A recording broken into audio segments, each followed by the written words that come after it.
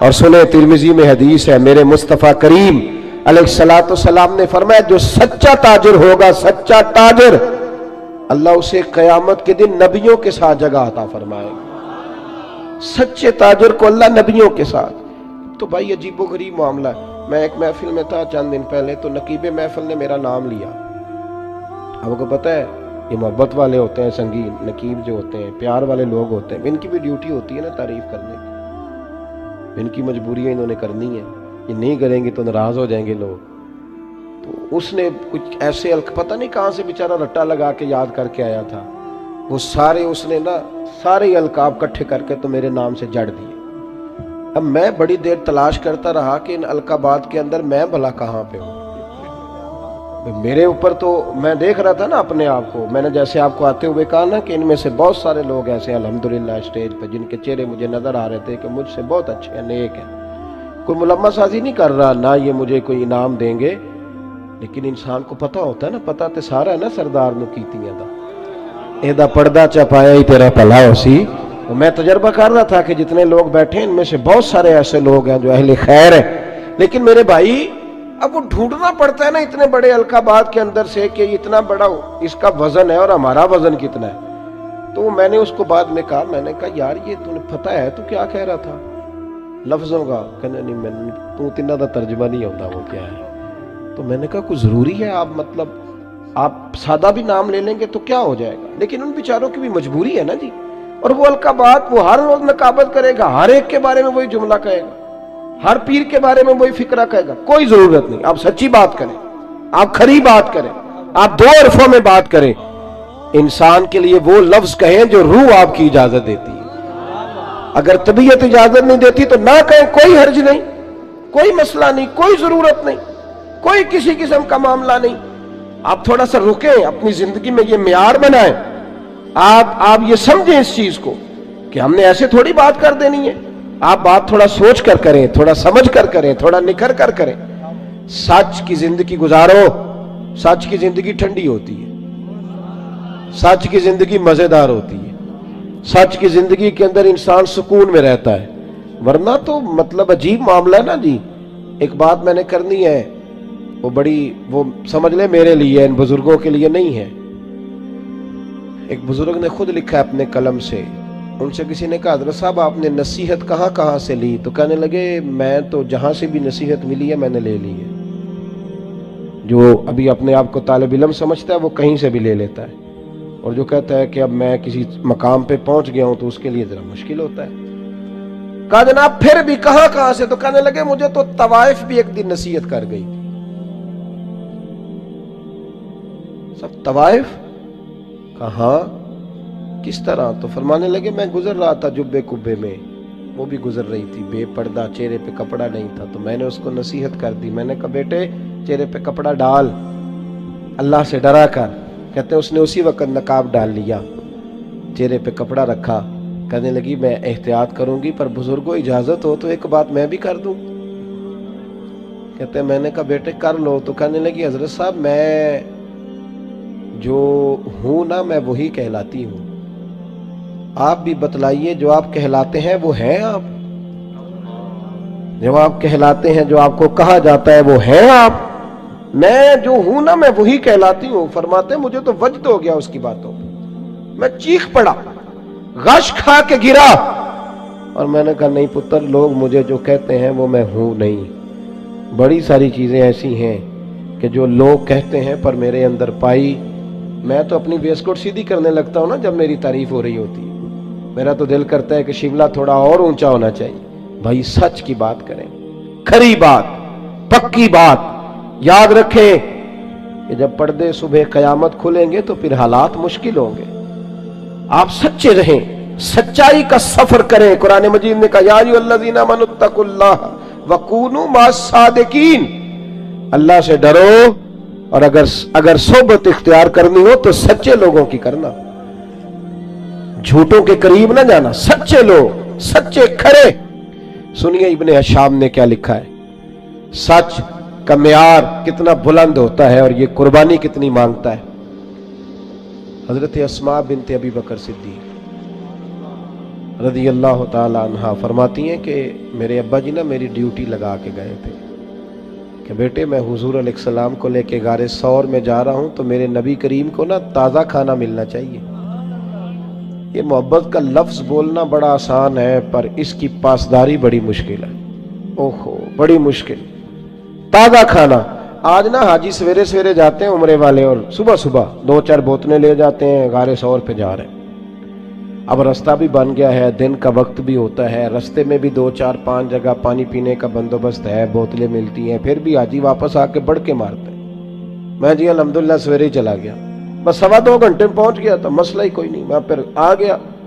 بڑے لوگ رہ گئے جی، آپ گئے تھے جی، وہ 10 سے اوروں سے بھی پوچھتے ہیں آپ گئے غار ہرا پہ یا غار ثور پہ؟ 5413 فٹ اونچی غار ہے وہ،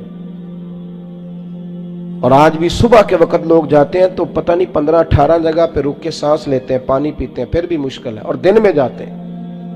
اس وقت تو رستہ بھی کوئی نہیں تھا، آج بھی جنگل ہے۔ جاگ رہے ہیں آپ حضرات؟ سمجھ آ رہی ہے میری باتوں کی؟ حضرت اسماء کی جب ڈیوٹی لگی تو حالت یہ تھی کہ حضرت ابوبکر صدیق نہ بیٹے کھانا پکانا اور دن کو نہ آنا، کوئی دیکھ نہ لے، رات کو آنا کھانا لے۔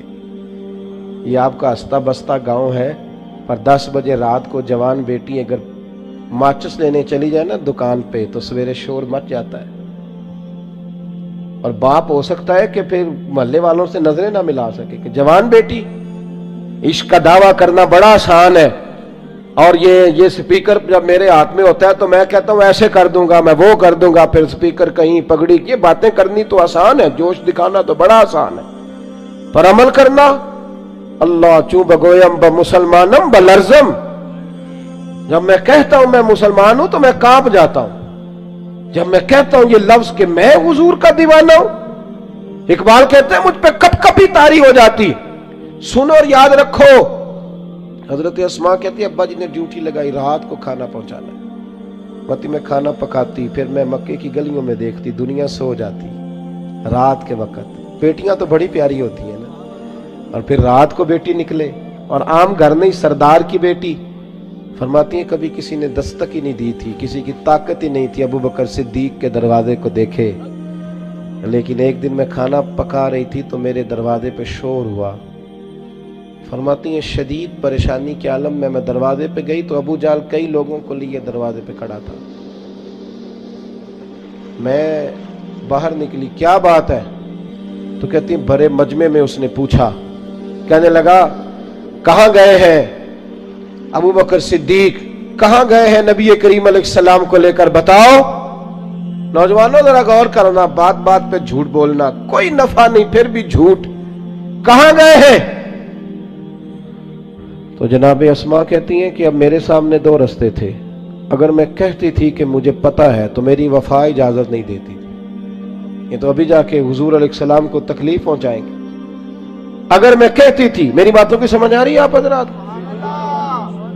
ذرا غور کریں کیا کہہ رہا ہوں، اس بات کی نزاکت کو سمجھیں۔ اگر میں کہتی ہوں کہ مجھے خبر ہے تو یہ تو تکلیف دیں گے، اگر میں کہتی ہوں مجھے پتہ نہیں تو یہ جھوٹ ہے، اور حضور اس کی اجازت نہیں دیتے۔ کتنا مشکل کام ہے، کہاں کھڑے ہو کہ کہاں سچ بولنا، اس معیار پہ، اس میدان پہ سچ بولنا۔ کہتی ہے مکے کا چوک، چاروں جانب دشمن اور میں اکیلی، اور وہ بھی عورت۔ فرماتی ہیں پھر میں نے اپنی ساری ہمت جمع کی، ساری طاقت اکٹھی کی، میں نے فیصلہ کیا کہ میں جھوٹ نہیں بولوں گی کیونکہ میں ابو بکر کی بیٹی۔ فرماتی ہیں میں نے ارادہ کر لیا، اب میں وفا بھی بچاؤں گی، دین بھی بچاؤں گی۔ اس نے پوچھا بتائیے کہاں ہے، جب زور سے بولا تو میں نے کہا ابو جان سن، پھر سن، مجھے خبر ہے وہ دونوں کہاں ہیں، پر تیرے اندر طاقت ہے تو پوچھ کے بتا، میں تمہیں بتاؤں گی نہیں وہ دونوں کہاں ہے طاقت تو پوچھ کے بتا۔ ہاں جے محبوب بلاوے ایک دم تے سر نو پیر بنائیے، وہ سر منگے تے سر دے دئیے، پھر کدے بھی دیر نہ لائیے تے یار دا کدے بھی گلا نہ کریے، پاواں سینک دے ہی مر جائیے، او سجنا یا تے لائیے ہی نہ، تے جے لائیے تے پھر توڑ نبھائیے۔ کہا بتاؤں کہ نہیں؟ بھرے بازار میں، مکے میں ابو جال کو یہ بات کی۔ جب انسان دلیلوں سے عاجز آتے ہیں پھر لڑائی کرتے ہیں، दलील पास नहीं होती, फिर लड़ाई करते हैं। अबू जाल ने एक थप्पड़ मार दिया बेटी के मुंह पर। फरमाती हैं कभी किसी ने दरवाजे को नहीं देखा था, थप्पड़ लगा तो मैं जमीन पे गिरी, नीचे पत्थर था, मेरा कान पत्थर को लगा तो बाली फट गई, खून निकला। जनाब अस्मा कहती है मैं उसी हाल में फिर उठी। लोग अबू जाल को पकड़ के ले गए, तो औरतों के मुंह लगता है, चल ये अरबों का शेवा नहीं। उसको ले गए।